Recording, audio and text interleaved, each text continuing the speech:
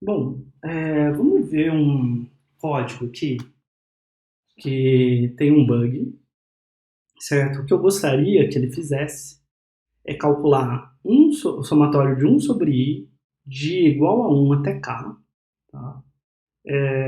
Que por acaso é o que a gente chama de késimo número harmônico, tá? Vocês vão ver ele mais durante o curso de ciência da computação, ele vai aparecer de vez em quando, esse número aqui, tá? Mas por enquanto é só um exercício. Então eu fiz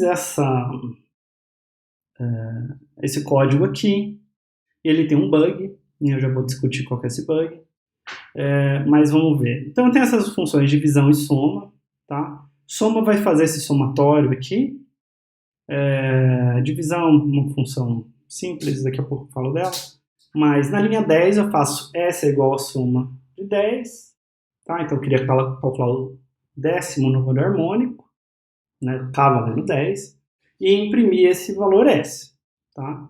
Então a minha função soma recebe esse K e vai fazer a soma desses termos 1/i. Né? Então, na linha 7, eu faço que esse S, que é essa minha soma, né, eu quero somar nesse S a divisão de 1/i. Tá? Essa função de divisão simplesmente recebe x e y e divide x por y. Tá? Não precisava ter essa função, é só para eu explicar o conceito que eu quero, então eu quis colocar isso dentro de uma outra função. Tá?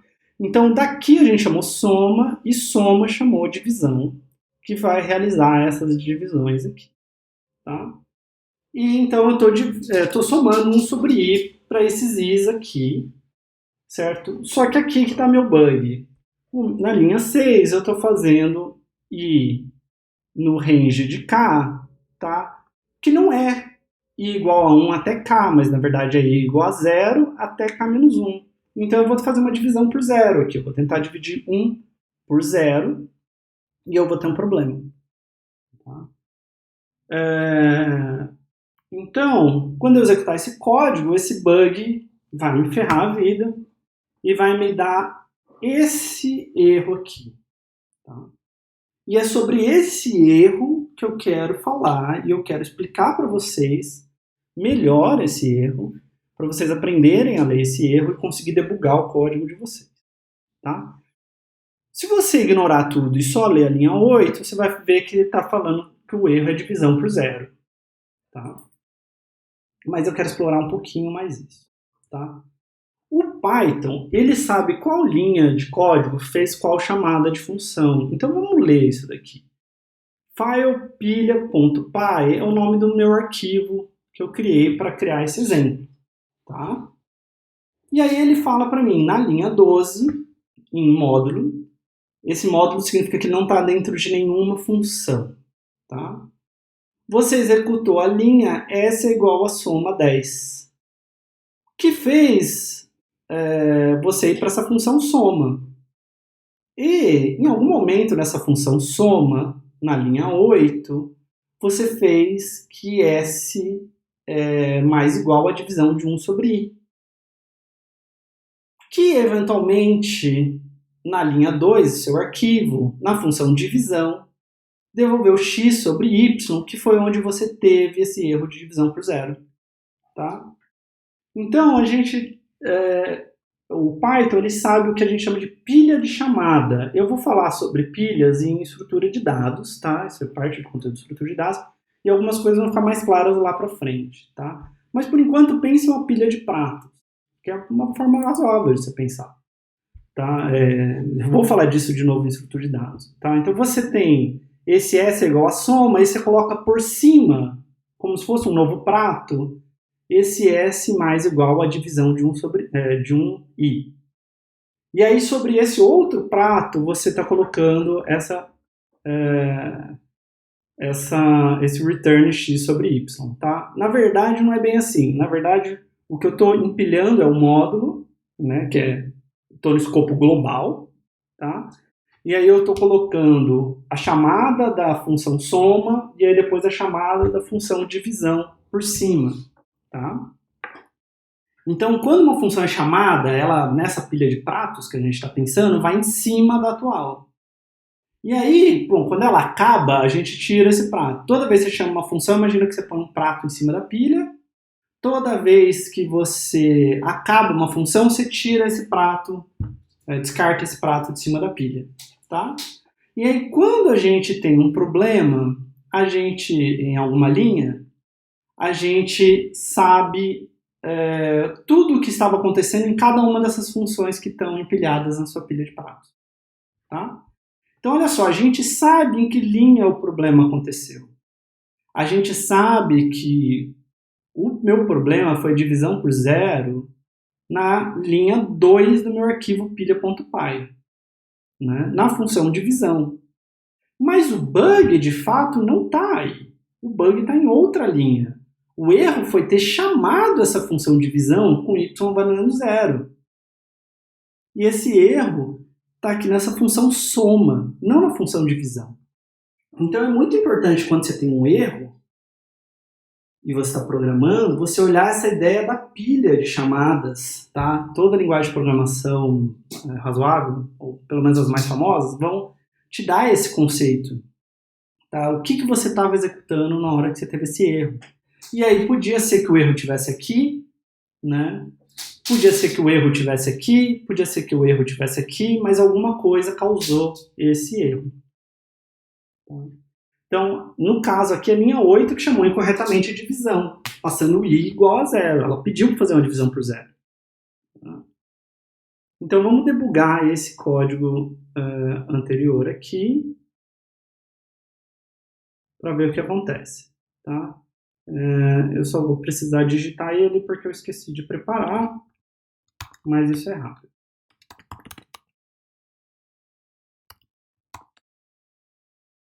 Então, vamos lá.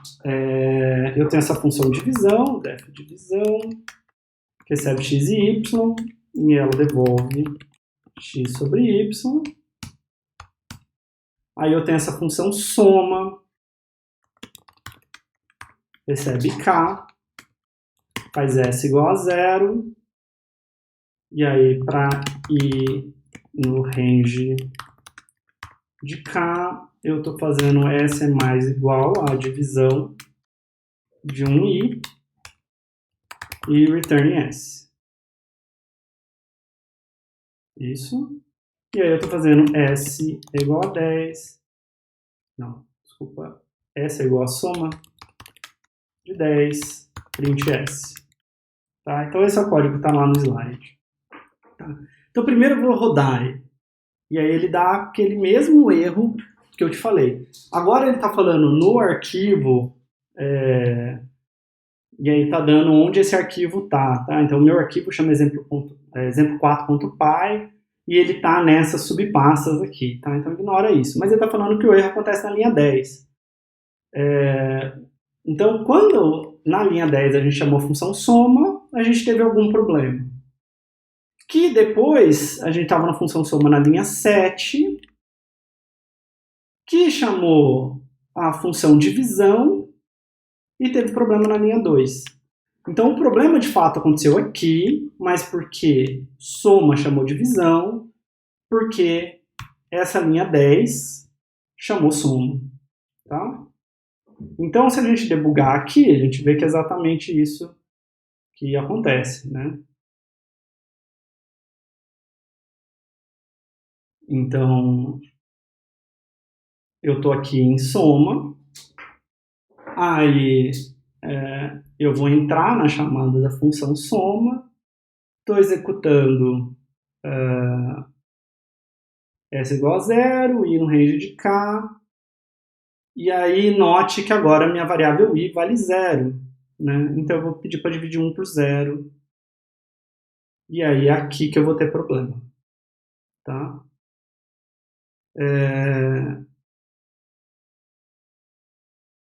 Certo? Então eu tive aqui erro. Então o erro aconteceu aqui, tá? Mas foi por causa de outro ponto. Tá? Então aí observando esse comportamento eu poderia fazer que eu quero que meu range comece em 1 e vá até k mais 1. Então eu posso tirar esse bug né? Mandar executar de novo, aí sim, agora eu tenho o 10º número harmônico. Bom.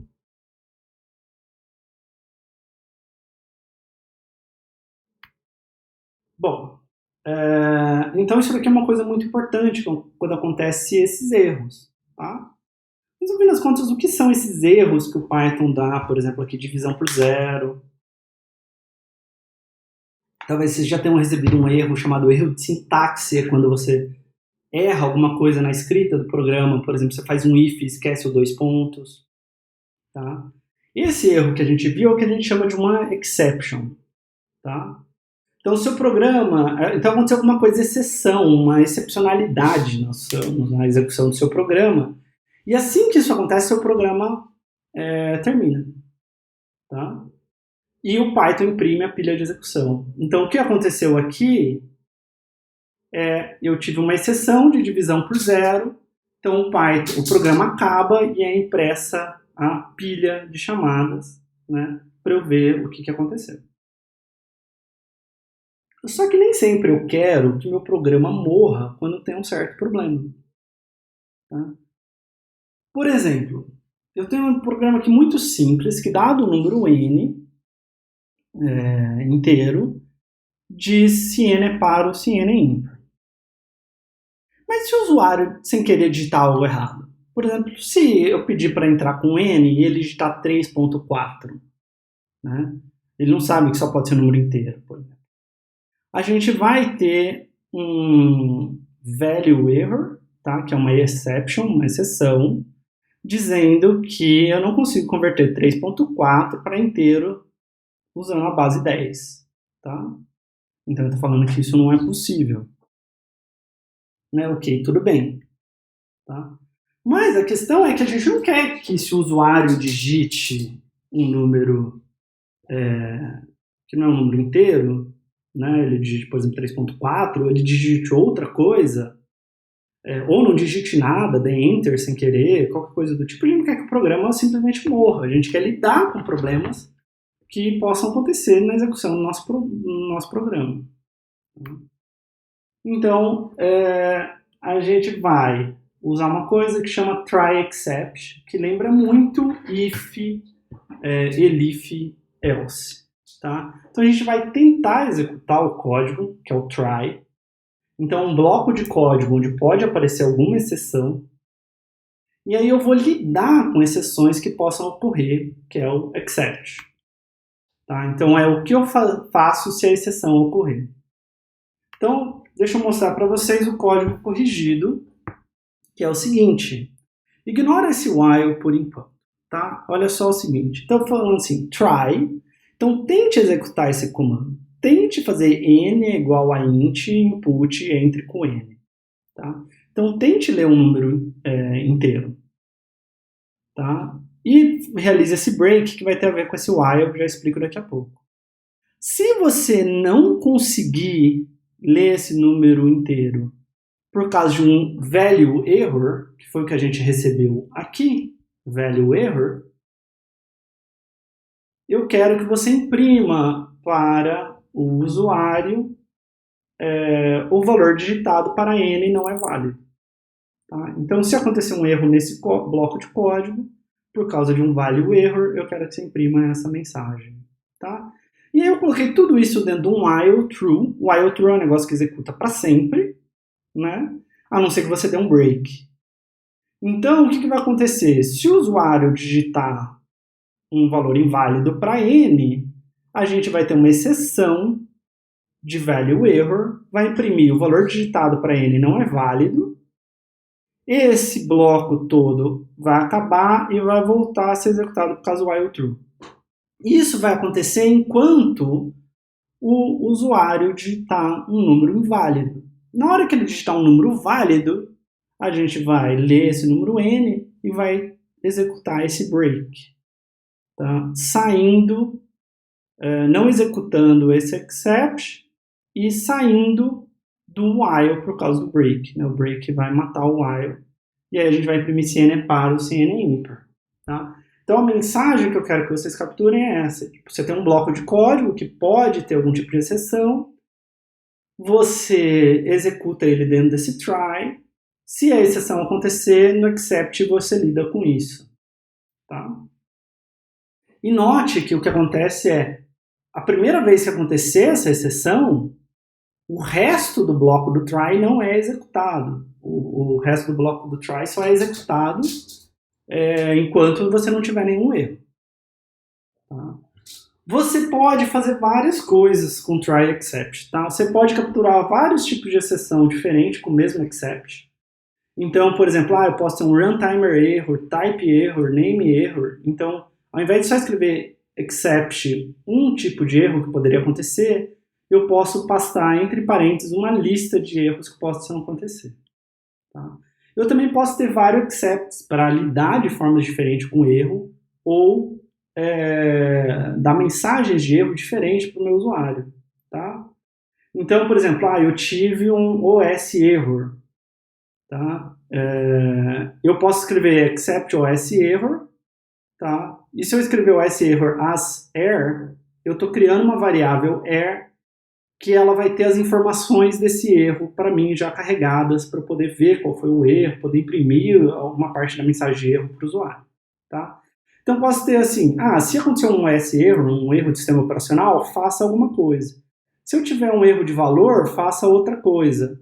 Tá? E eu posso inclusive ter um except genérico, que eu não passo o tipo de erro. Tá? Então qualquer outro tipo de exceção que eu tiver que não seja OS error, não seja value error, fica aqui para esse except. Então isso lembra um elif, né? Elif, else. Se isso daqui acontecer, esse bloco de código é executado. Se for um value error, esse bloco de código. Se não, esse outro bloco de código aqui. Tá? Só que tem que tomar muito cuidado, porque usar um except sem algum tipo de erro, esse except genérico, pode ocultar bugs no seu código que você não perceba, tá? Pode ser que você está falando que ocorreu um erro porque o usuário digitou uma informação errada, mas na verdade é um bug seu que está gerando esse erro, tipo uma divisão por zero, qualquer coisa do tipo. Tá? Depois de todos os excepts, você pode escrever também um else, tá? Que é o que fazer se nenhuma exceção ocorrer. Se o seu try, o seu bloco do try, executar perfeitamente sem nenhum erro, o que deve ser feito? Tá? E também, depois de todos os excepts, você pode ter um finally. Esse finally, ele é executado independentemente de ter exceção ou não. Tá? Então, assim, tente fazer isso. Se tiver erros, faça isso aquilo. Se não tiver erro, que é o else, faça tal coisa. E, finalmente, não importa o que tenha acontecido, faça isso daqui. Tá? O final é sempre a última coisa a ser feita. Isso é sempre feito. Tem vezes que você precisa fazer algumas coisas, mesmo tendo tido erro. Tá? Para salvar alguma informação, qualquer coisa do tipo. Imagina que o usuário está trabalhando com algumas informações, ele digita um número errado, qualquer coisa do tipo, mas você precisa salvar no banco de dados, qualquer coisa do tipo. Eu vou deixar uma leitura para vocês sobre try, except, tá? Para ficar mais claro tudo isso.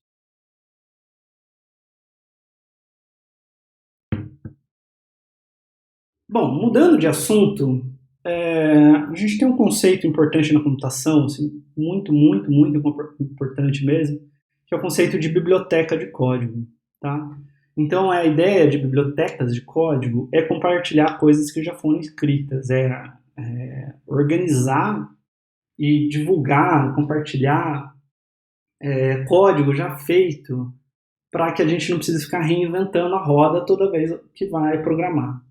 Tá? E essas bibliotecas, em geral, estão de uma maneira organizada e bem documentada para ser fácil de usar. Tá? Então, elas permitem que os programadores reutilizem esses códigos. Tá? E existe bibliotecas dos mais variados tipos, e todas as linguagens de programação vão ter suas bibliotecas que fazem inúmeras coisas. Tá? Então, no Python, você tem bibliotecas para lidar com imagens ou vídeos, biblioteca para criar sites dinâmicos, né? Sites que o conteúdo pode ser alterado, que o conteúdo é lido no banco de dados.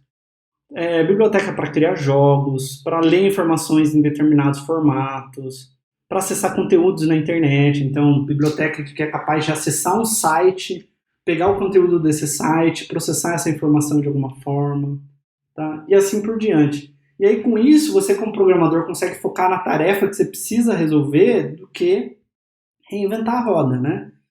Então, você quer criar um jogo, você tem que pensar como é o jogo, quais são os gráficos do jogo, qual que é o som, como que é a jogabilidade.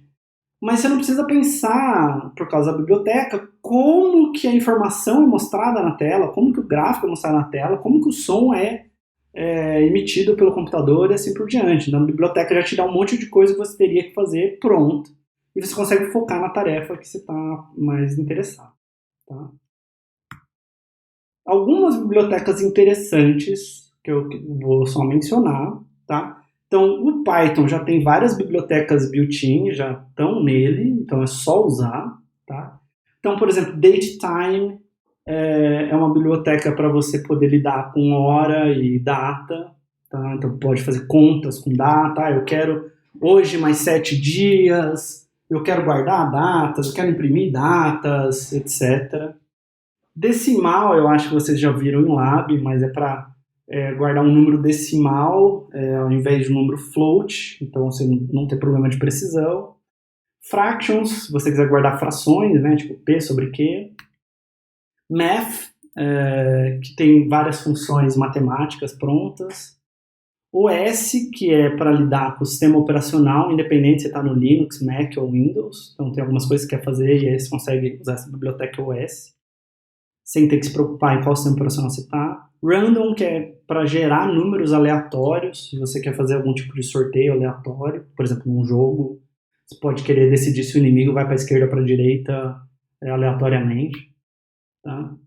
E aí tem outras bibliotecas na internet que você pode instalar através de um programa que vem com o Python chamado pip. Tá? E aí tem muitas mesmo. Uma delas, por exemplo, é o NumPy, que é feito para lidar com números, coisas de álgebra linear, etc., por Python. O Pandas, que é uma biblioteca para ler e organizar dados. Então, você é, por exemplo, capaz de pegar um arquivo no formato do Excel, abrir ele no Python e manipular as tabelas que você... as planilhas, né, que você tem, tirar média, sei lá, fazer vários tipos de operações com esses dados, tá? Para sumarizar, etc. Matplotlib, que é capaz de plotar gráficos, tá? Então super útil também. E aí tem muitas outras bibliotecas para Python, tá? Que são interessantes. Bom, como que você utiliza uma biblioteca? Estou supondo que ela já está instalada, porque ou ela é built-in, ou porque ela foi instalada com pip. Tá? Então, tem algumas formas. Um é você escrever import bib, né? Bib, digamos, seja o nome da biblioteca. Tá? Isso vai permitir você usar a biblioteca inteira, mas tudo que você for usar dessa biblioteca, você vai ter que escrever bib antes. Tá? Então, por exemplo, se eu quero usar a biblioteca math, eu vou fazer import math, e aí eu, por exemplo, posso imprimir o seno de 2.3. Então eu vou escrever math.sin de 2.3. Sin é uma função dessa biblioteca matemática, né, que calcula o seno. Tá? Pi é uma constante dessa biblioteca matemática, que é o valor de pi. Tá? Mas para poder acessar essa função ou essa constante, eu preciso colocar o nome da biblioteca ponto antes. Para o Python saber que é para acessar lá na biblioteca. Que não é uma função seno que você definiu ou esqueceu de definir no seu código, mas sim que é uma coisa que está nessa biblioteca mat que você importou. Você pode também escrever import bib, aí colocar esse s e colocar um outro nome. Tá? Então você usa a biblioteca da mesma maneira, só que agora ao invés de usar o nome bib, o nome da biblioteca, você usa esse outro nome que você deu. Então é como se você estivesse meio que renomeando essa biblioteca.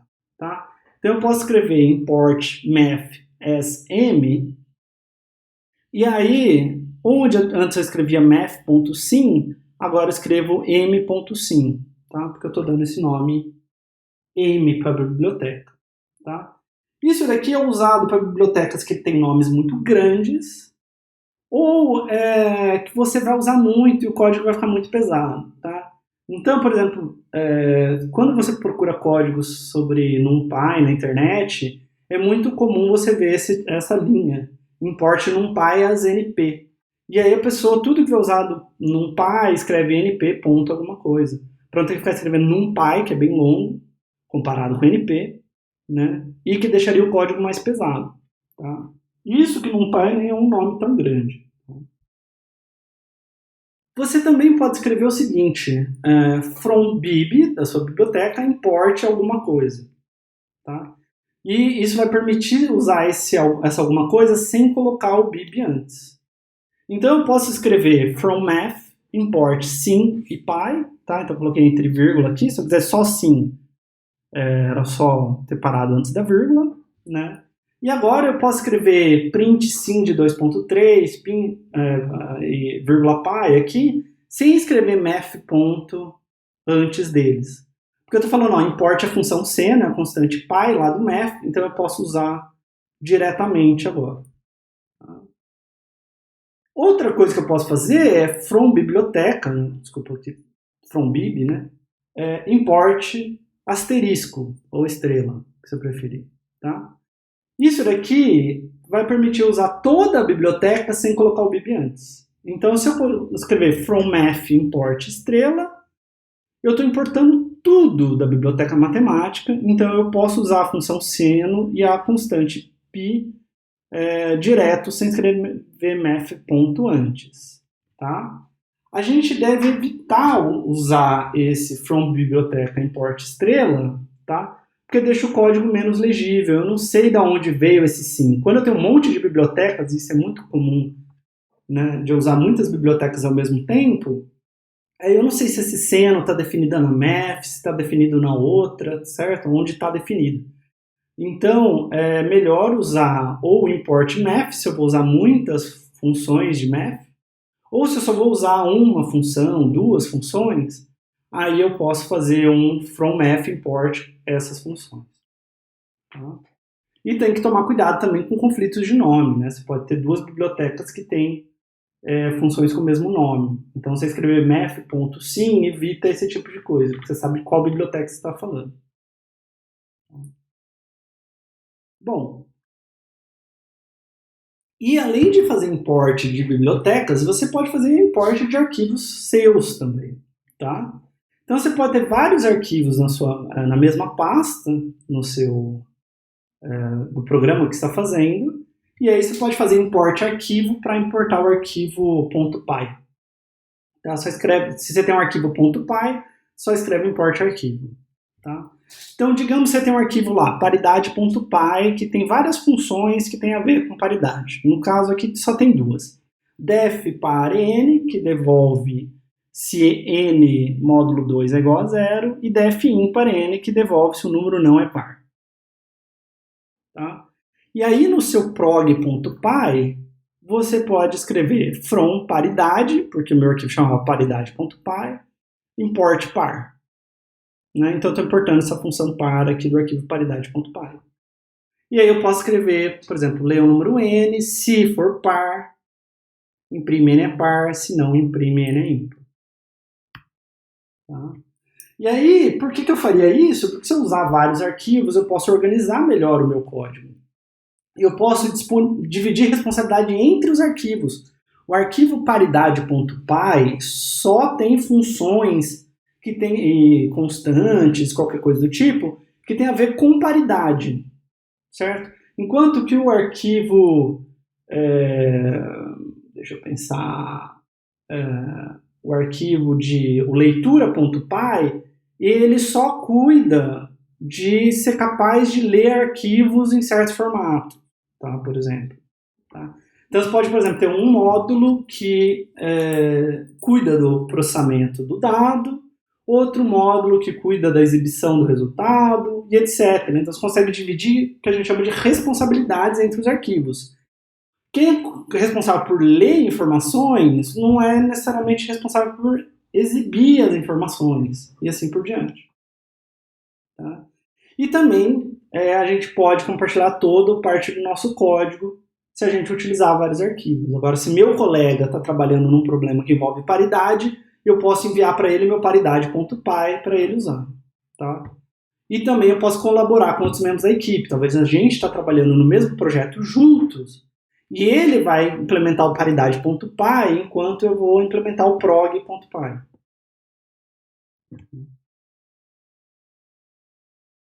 Então essa parte de modularização é uma coisa muito importante para a gente organizar o nosso código. Agora uns conceitos um pouco mais avançados, que talvez seja um pouco mais difícil de entender, mas vamos com calma. Espero que vocês entendam isso. E, como sempre, se tiverem dúvidas, entrem em contato. Né? Mas é avançado, mas eu acho bem interessante, na verdade, bem curioso. É uma coisa que, acho que quando eu aprendi, eu achei muito, muito legal. Tá? Bom, uma primeira coisa é que uma variável pode guardar uma função, o que pode parecer um pouco estranho, tá? Mas eu posso fazer uma variável guardar uma função e eu posso chamar a função que aquela variável guarda. Tá? Então aqui eu tenho 3 funções. Tá? As 3 recebem dia, mês e ano, digamos um número inteiro, e as 3 devolvem uma string representando esse dia, mês, ano. Tá? Só que essa data BR, vai devolver a string no formato que a gente está acostumado, dia, mês e ano. A data US vai fazer o formato americano, mês, dia e ano. E a data ISO vai seguir o formato internacional padrão para datas, que deveria ser ano, traço, mês, traço, dia. Tá? Então são 3 formas diferentes de imprimir uma mesma data. Tá? Então eu tenho essas 3 funções e aqui, só para ficar claro, então eu estou concatenando. Estou convertendo o dia para string, concatenando com uma barra, convertendo o mês para string, concatenando com a barra e convertendo a string para ano. Tá? No data US é só invertir de mês e na data ISO é só ano, mês e dia, só que ao invés de barra eu estou usando tab. Eu posso escrever uma coisa desse tipo, formato é igual a data BR. Note que eu não estou chamando a função aqui. Eu não coloquei um parênteses e coloquei os valores para os parâmetros. Né? Eu só escrevi o nome da função. Então agora formato é essa função data BR. Então agora eu posso imprimir formato 31/12/2020.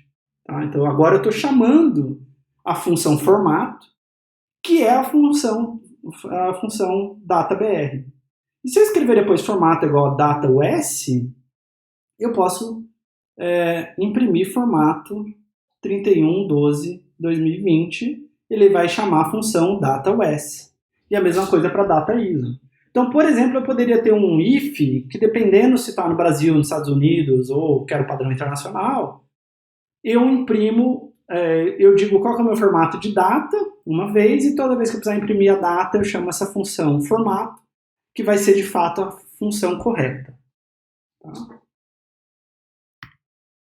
E se eu posso colocar uma função numa variável, eu também posso passar uma função como parâmetro. Tá? E aí eu posso fazer uma coisa que é, por exemplo, isso. Tá? Import paridade, então só mostrando lá que suponha que ele é paridade.py, que diz se o número é par ou se ele é ímpar, né? Eu posso ter uma função aqui, seleciona, que ela recebe uma lista e uma função. E aí, para cada elemento dessa lista, eu vou para cada elemento da lista que me foi passada, se essa função, quando eu calculada em x, for true, eu vou colocar x nessa nova lista. Tá? E aí eu vou devolver essa nova lista. Então, por exemplo, se eu tenho uma lista 1, 2, 3 até 8, eu posso chamar seleciona passando essa lista e a função par do meu módulo paridade. Tá? Então, o que vai acontecer? Eu vou verificar os elementos x da lista que forem pares, eu vou guardar nessa nova lista. Tá? Eu vou fazer append nessa nova lista, devolvendo essa nova lista. Tá? Então, se eu mandar imprimir essa lista pares, vai imprimir só os números pares. E a mesma coisa se eu chamasse função ímpar. Né? Isso daqui só vai ser true para os x que forem ímpares, e eu vou imprimir essa função ímpar. Tá? Então, eu estou falando qual função eu quero que seja executada aqui na linha 6. E eu posso usar um comando chamado lambda para criar uma função que não tem nome, uma função anônima. Tá? Então, digamos que eu não tenho aquele módulo paridade, que é um módulo muito simples, né? Mas eu quero executar a mesma ideia. Tá? Então, essa é a mesma função seleciona, que recebe a lista e uma função. Se para os elementos dessa lista que a função devolver verdadeira, eu vou colocar esses elementos numa nova lista e devolver essa nova lista. Tá? Então, se eu quero os números pares, eu posso chamar seleciona, passando a minha lista. E qual função eu vou passar aqui? Eu posso escrever lambda x, x módulo 2 igual a 0. Ou se eu quiser os ímpares, lambda x, x módulo 2 diferente de 0. Tá? Então, a sintaxe do lambda é uma forma de criar uma função, tá? Uma função curta. Eu escrevo lambda, os parâmetros que essa função recebe, aqui no meu exemplo, lambda recebe um único parâmetro, x, 2 pontos, e a expressão que deve ser calculada. Parâmetros vai ser 0 ou mais parâmetros para essa função, né? Separado por vírgulas, se tiver vários. Tá? E expressão é uma única linha de código que eu vou executar. E o valor devolvido pela função é o valor dessa expressão. Tá? Então, lambda x, 2 pontos, x módulo 2 diferente de 0, está criando uma função que recebe como parâmetro x e que devolve se x módulo 2 é diferente de 0. Então, vamos ver alguns exercícios usando esses conceitos. Tá? Então, de novo, tente fazer os exercícios antes de eu dar a resposta. Então, faça uma função filtro, que dada uma lista L, uma função de parâmetro f, de um parâmetro f, devolve uma nova lista contendo apenas elementos de x de L, para qual f de x é true. É basicamente o que está no slide, mas eu quero fazer de novo, com calma com vocês, para ficar bem claro o que eu estou fazendo. Então agora eu quero que você use essa função que você criou e a biblioteca math para criar uma função que, dada uma lista de números reais, devolve uma lista de números x, tal que x em radianos está no primeiro quadrante. Tá? Então, vamos fazer esse cara. Então, primeiro, eu quero fazer uma função que chama filtro, tá? E que recebe filtro, que recebe uma lista L e uma função f. Tá? E ela vai devolver uma nova lista com só os elementos x de L para o qual f de x é true. Então, eu vou percorrer todos os elementos de L, for x em L, se, quando eu aplicar a função f em x, for true, eu vou fazer um append de x nessa nova lista. Tá? E quando isso acabar, eu vou devolver nova lista. Tá?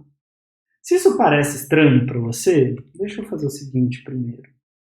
Digamos que f fosse, digamos que eu tivesse essa função aqui, f par x, e eu devolvo se x é par. Tá? Então, se eu escrevesse isso daqui, eu acho que seria um código que faria sentido para você, né? Então eu estou falando, olha, tem uma nova lista para todo elemento da lista L que você me passou. Se x for par, então eu coloco x nessa nova lista. No final eu devolvo essa nova lista. Só que o problema dessa função é que ela só funciona para testar se o número é par ou não. Ela só filtra números pares. Se eu quiser números ímpares,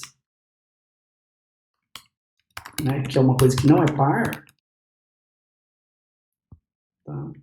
Eu teria que fazer uma nova função, teria que copiar essa função, né? Então essa daqui só filtra par. Eu teria que copiar essa função, chamar ela de filtra ímpar e chamar ímpar aqui dentro do if. Se for ímpar, eu faço append. Agora, se eu quiser, se o número for múltiplo de 3, eu tenho que criar outra função, filtra múltiplo de 3 e assim por diante. Todas elas têm basicamente o mesmo código. Só muda qual é a função que chama aqui, certo? Então, o que eu quero fazer é passar qual função deve ser chamada. E essa função me devolve true ou false. Se me devolver true, eu faço append. Se for false, eu não faço nada. Tá? Então, essa é a minha função filtro. Então, por exemplo, o que eu posso fazer com esse filtro agora? Né? Eu quero, por exemplo, filtrar uma lista de números reais de números x, tal que esse x em radiano está no primeiro quadrante, certo? Então, eu vou usar a biblioteca math, import math, para isso, né? E eu vou lembrar para vocês que... então, eu vou criar uma função primeiro quadrante. E eu quero que essa função devolva true se x está no primeiro quadrante e falso se x não está no primeiro quadrante. Tá? Quando eu considero x como um número em radianos. Quando que x está no primeiro quadrante? Quando o seno de x é maior ou igual a zero, né? E o cosseno de x também é maior ou igual a zero. Né? E eu poderia escrever assim, e eu vou melhorar depois. Return true, else, eu esqueci dois pontos aqui, else return false. Né?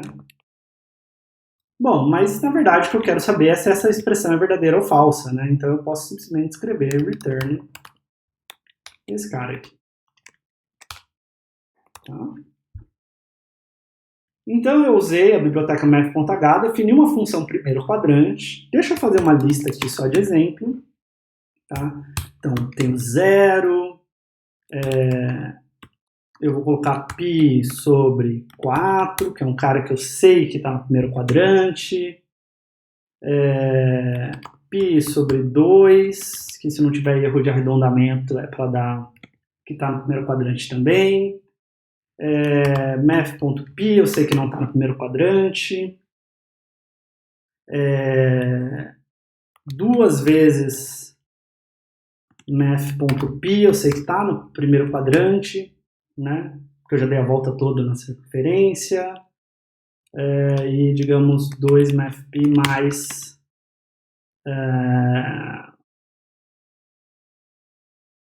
math.p sobre 4, né? E assim por diante, poderia fazer essa lista, tá? Então, agora eu posso simplesmente pegar a minha nova lista, chamar ela de nova, a partir desse filtro da lista, usando essa função primeiro quadrante. Tá? E aí eu vou imprimir essa nova. E aí eu vou mandar executar.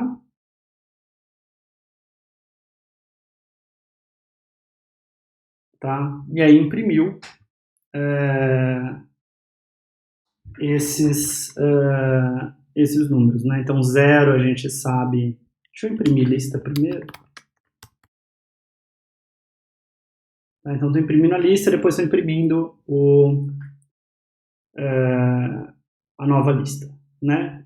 Então, a gente tinha 0, a gente tinha π sobre 4, está no primeiro quadrante, foi impresso aqui na nova lista. π sobre 2, que está no primeiro quadrante, foi impresso aqui na nova lista. π, né, 3.1415, não está no primeiro quadrante. 2π, ele não colocou no primeiro quadrante, provavelmente por causa de um erro de arredondamento. Né? Por exemplo, se eu colocar aqui mais 0.0001, sei lá, alguma coisa assim. Por que não? Talvez não foi.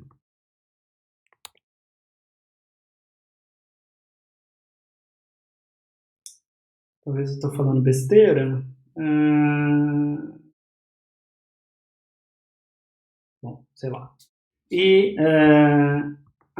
Desculpa, eu digitei no lugar errado o que eu queria.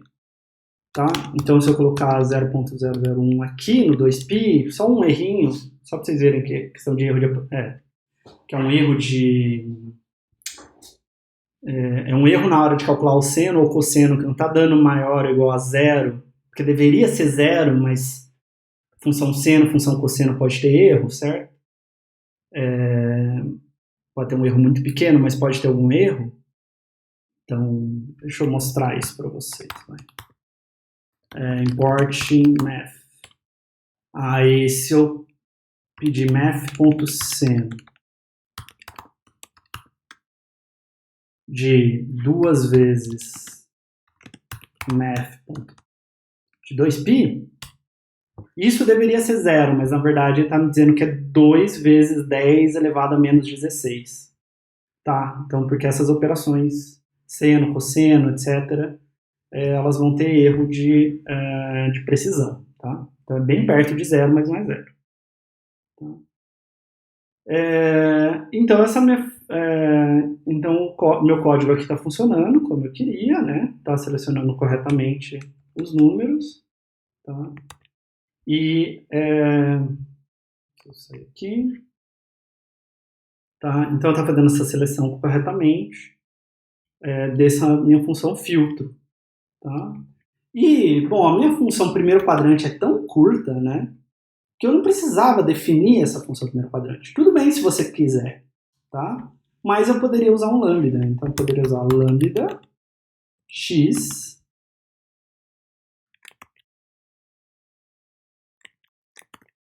esse cara aqui. Então, eu estou falando, olha, a minha função recebe um parâmetro chamado x e ela devolve essa expressão, né? Então, eu posso executar aqui e vocês vão ver que a resposta é a mesma. Tá? Então, eu não preciso dessa função primeiro quadrante. Tá? Então, você pode usar lambda, você pode não usar lambda. Em geral, a gente usa lambda quando o lambda vai ser uma coisa bem curta, bem simples, bem fácil de entender. Tá? Mas, às vezes, é melhor porque você dá um nome para a função e aí fica mais claro. Tá? Fazendo um def, de fato. Tá, então a gente fez esse filtro. Agora a gente vai fazer outro exercício. Deixa eu mostrar aqui no slide, mais fácil. Então eu quero uma função mapeia, que você tem uma lista L e você tem uma função de um único parâmetro f. E eu quero que você devolva uma nova lista onde você aplicou f em cada elemento dessa lista. Então, por exemplo, sua lista podia ser os números 1, 2 e 3 e f de x ser x ao quadrado. Tá? Então, essa nova lista deveria ser 1, 4 e 9, porque 1 ao quadrado é 1, 2 ao quadrado é 4 e 3 ao quadrado é 9. E aí eu quero que você use essa função que você criou para, dado uma lista, encontrar uma nova lista com todos os elementos elevados ao quadrado, exatamente o que está aqui no exemplo. Tá? Então vai ser meio parecido com aquela coisa de selecionar, né? Mas eu vou chamar aqui mapeia, e eu vou receber uma lista e uma função novamente. Só que agora, ao invés de pegar só os elementos onde f é verdadeiro, eu vou aplicar f em cada elemento de L. Tá? Então, eu quero fazer o seguinte, para cada i no range do len dessa lista, então i de 0 até len menos 1, len de L menos 1, eu quero que Ah, desculpa, é uma nova lista. Então eu estou errado. Então tem uma nova lista. E aí eu vou fazer para cada elemento x de L. E eu vou fazer nova lista.append do resultado de aplicar f em x. E aí eu devolvo essa nova lista. Tá? Então eu pego a lista L, cada elemento dela eu adiciono em nova lista após ter aplicado a função f. Tá? E agora como é que eu faço essa coisa do quadrado? Bom, eu tenho uma lista aqui, digamos que a minha lista é 1, 2, 3, 4, 5, 6. E aí eu vou fazer o seguinte, eu quero mapear, vou chamar de nova, vou mapear essa minha lista para a função que é o quadrado. Aqui eu vou usar um lambda, porque é uma função tão simples. Então, lambda x é x ao quadrado. Tá? Então, estou criando uma função de único parâmetro x que devolve x ao quadrado. Tá? E eu vou imprimir nova para vocês verem. Tá? E imprimiu 1, 4, 9, 16, 25, 36, que é o que a gente queria. Bom, e aí é legal, porque eu posso fazer meio que qualquer coisa, né, com essa função também. Por exemplo, se eu quiser... deixa eu pensar um exemplo legal. Eu posso fazer o seguinte, ó. Def paridade. Tá? Se x for par... Se x for par, eu quero devolver par. E se não, eu quero devolver ímpar. Tá? E agora eu posso... Eu não vou salvar a nova lista, eu vou mandar imprimir direto. Tá? Imprimir, mapeia, lista, certo? Só que agora o que eu quero chamar é paridade. Eu quero que você aplique paridade em cada elemento da lista. Isso vai me dar uma nova lista, dizendo se o número original era par ou não. Tá? E aí imprime ímpar, par, ímpar, par, ímpar, par. Né? Porque a gente é os números de 1 até 6. Tá? E o último exercício é uma função combina que permite aplicar uma função f sobre uma lista L para combinar os seus resultados e obter um único valor. Então, eu quero combinar todos os valores de uma lista para ter um resultado só. Tá? Por exemplo, posso querer somar todos os elementos de uma lista de números. Eu posso querer multiplicar todos os elementos de uma lista de números. Eu posso fazer AND de vários valores booleanos e etc. Tá? E aí eu quero que você use a função que você criou para concatenar a representação decimal de uma lista de números inteiros positivos. Então, exercício 11 aqui, vou fazer uma função então, que combina, permite aplicar uma função f sobre uma lista L, combinar os seus resultados e obter um único valor. Tá? Vamos pensar primeiro, vamos fazer de trás para frente. Tá? Então, eu vou fazer esse exercício de trás para frente. Pensar que eu quero usar a função que eu criei para concatenar a representação decimal primeiro. Tá? Então, imagina que eu quero concatenar duas strings. Tá? Duas strings aqui. Vou chamar de S1 e S2. É bem simples, na verdade, né? Eu só quero retornar S1 mais S2. Porque se eu chamar, por exemplo, concatena de MC com 102, vocês vão ver que o resultado é MC102, né? Então tá bom. Agora eu tenho uma lista aqui, tá,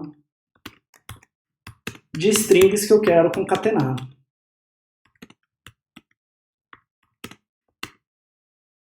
Vou colocar mais uma aqui. Tá. Então, o que eu quero fazer? Eu quero chamar essa função combina, tá? Resultado Eu quero chamar essa função combina. Eu quero passar essa lista para ela, né? E eu quero passar essa função concatena, tá? Só que, por exemplo, se eu quero somar todos esses elementos, né? Deixa eu pensar se eu quero mencionar isso. Não, tá bom, dá para fazer assim, né? Então é isso que eu quero fazer. Eu quero combinar a lista usando a função concatena. E aí eu quero imprimir esse resultado. Tá? E aí eu posso fazer o seguinte, então, def combina, ela vai ter que receber a lista e a função, né? E diz como concatenar. E aí eu quero ter um resultado aqui, né? E agora a dúvida é a seguinte, como é que eu começo esse resultado? Tá? Qual o valor inicial desse resultado que eu vou usar? Tá?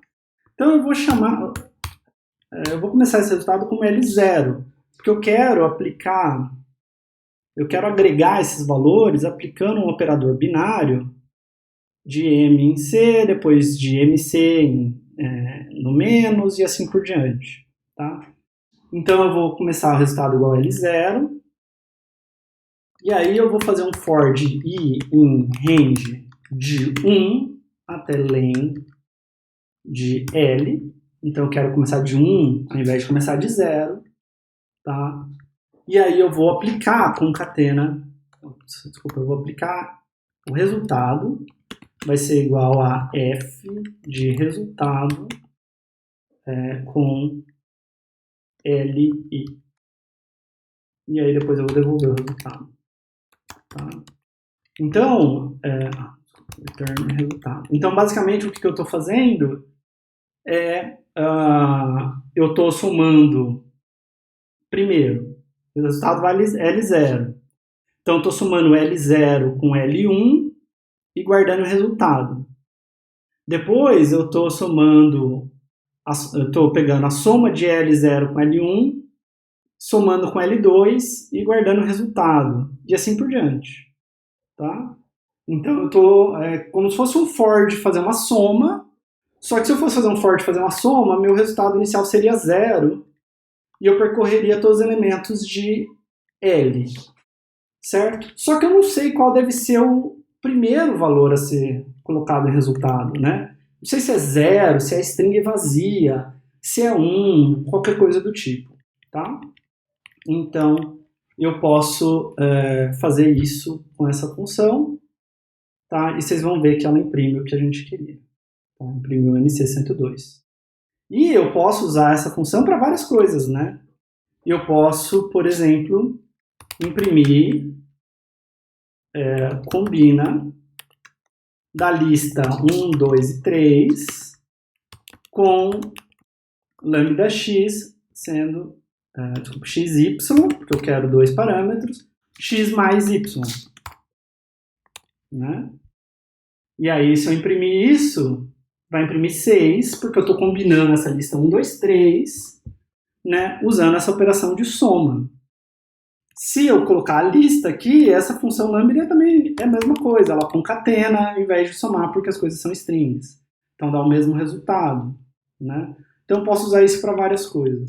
Então essas funções aqui, bem curtas, mas elas são bem úteis e bem poderosas para ser usada para várias coisas. Tá? E na verdade o Python tem elas prontas para você, mas para isso eu preciso falar de uma coisa que chama iterador, que eu não falei ainda. Tá? Então, isso encerra esse vídeo e encerra toda essa parte de funções.